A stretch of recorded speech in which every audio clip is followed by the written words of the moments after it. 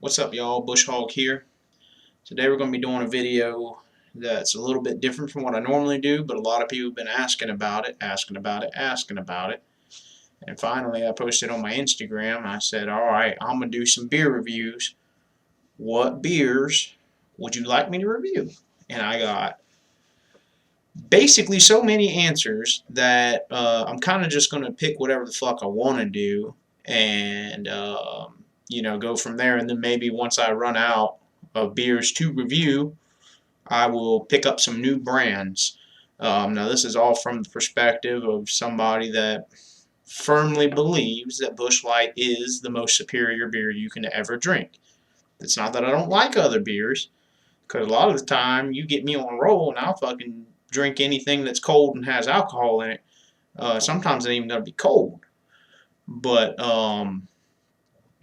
people want to see it, so I'm going to be doing this a little bit off the rip here. And the first beer we're going to be reviewing is one that I got a lot of requests for, and that's going to be Coors Banquet. Check that out, okay? Look at that. Now this is actually probably my second favorite beer. Little bit of history with this beer.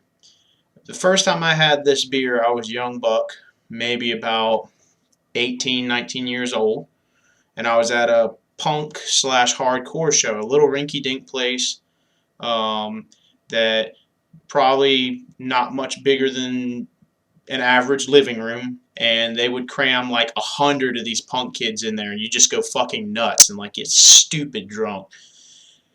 And my buddy, one day, we're out there, and I can't even buy beer at this point, but he like pulls me over. He says, "Come on over here, son.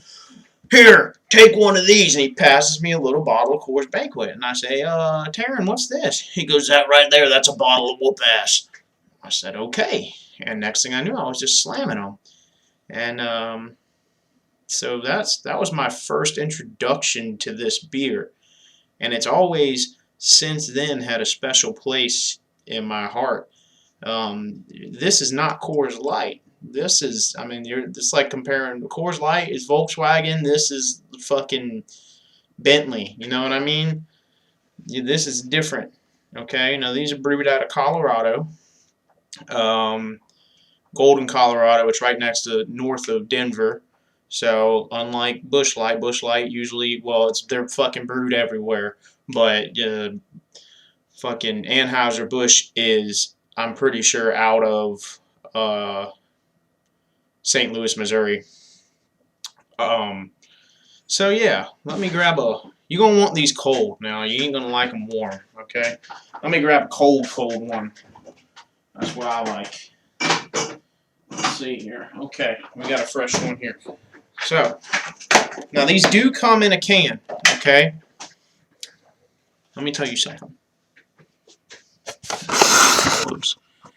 Don't fucking drink this out of a can. It's not the same. Get the stubby bottle, or I'll fucking find you.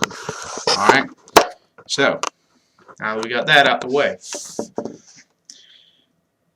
don't buy these in a can. The can puts a metallic taste in beer. Busch Light is superior because the metallic taste somehow actually makes Busch Light taste even better. I don't know how the fuck they do it, but they did it. This, not so much. You want this out of a glass bottle, and these bottles are fucking cool as fuck. You could probably drink one of these, empty it out, and give it to an art hoe, and she's going to think it's like the best gift ever, and she's going to stick some little like fucking dead lizard in it or something like that. Okay? Because this is some artisan shit right here. Alright, let's get to drinking. So these do have a twist top bottle with a metal cap.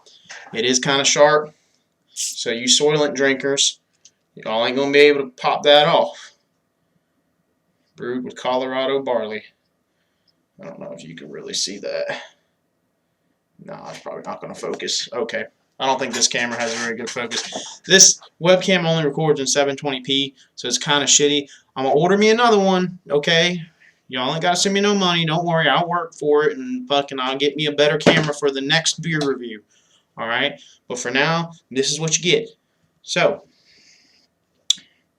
Now we've got the cap off, we can take our first swig.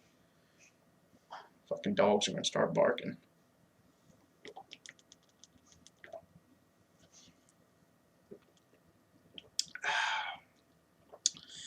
This, for me, is not an everyday beer.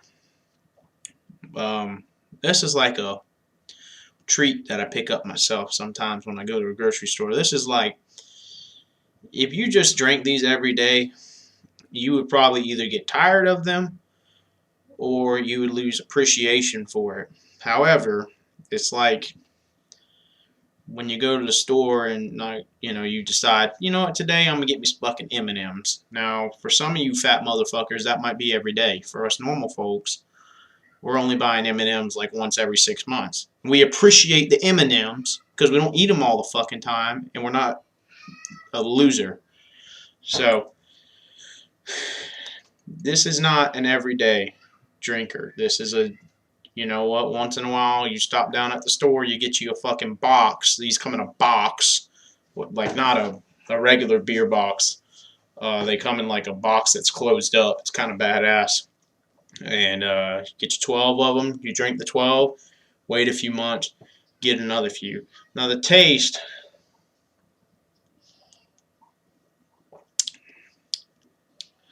I don't know how to describe it. It's not really a light beer.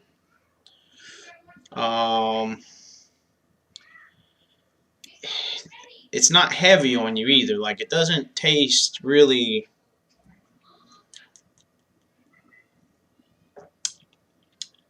It's got a taste. You can taste a little bit of that. Kind of like this glass bottle. It almost has like a little bit of a glass taste to it. But I don't know how to explain it though. It just tastes like some fucking stinky water out of Colorado, but in a good way. I don't know. I don't know how to explain it. It's not really. It don't burn going down or nothing.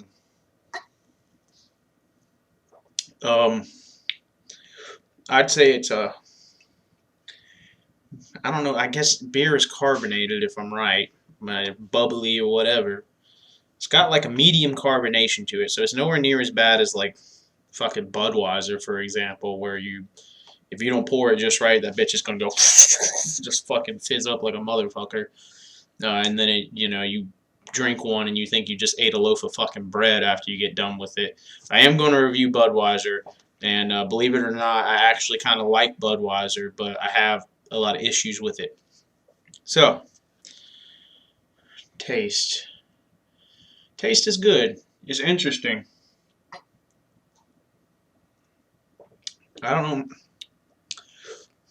It almost kind of reminds me of like Miller Lite more than it does Coors Light. But it's definitely got its own taste, but it is good. Now, let's talk about getting drunk on these. It's doable. Probably if you don't drink every day like I do. Now, for record, I drink me about 15 beers per day, every day, and closer to 20 on the weekends per day, every day. I've done this for probably 6 or 7 years now. I'd say if you didn't have a tolerance, it'd probably take you about 6 of these to get yourself drunk. Now, if you're like me, I mean, I'm going to push through all 12, and probably 12 is where I'm going to start feeling toasty. These are not high alcohol content.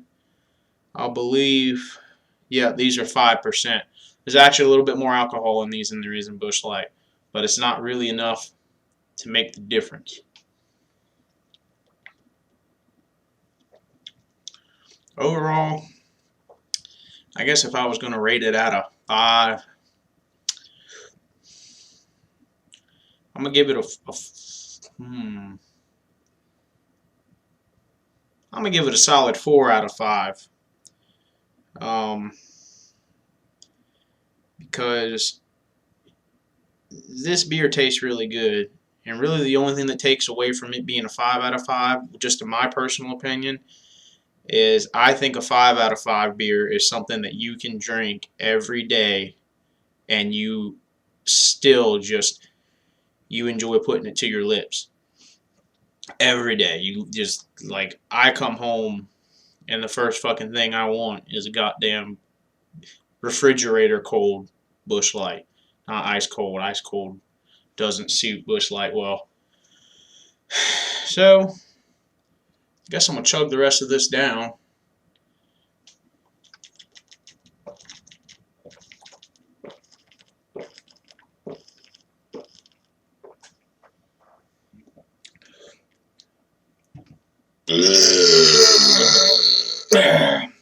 And that'll conclude today's video. Any suggestions are more than welcomed. I haven't done this before. I'm not, believe it or not, I'm not really that much of a personality unless it's fucking 3 a.m. on a Saturday night and I'm shit-faced, drunk, fucking playing some video games, calling random people every name in the fucking book. So let me know what I can do to make these videos better, other than get a better fucking webcam. I'm working on it. And please leave a like. And thanks for watching.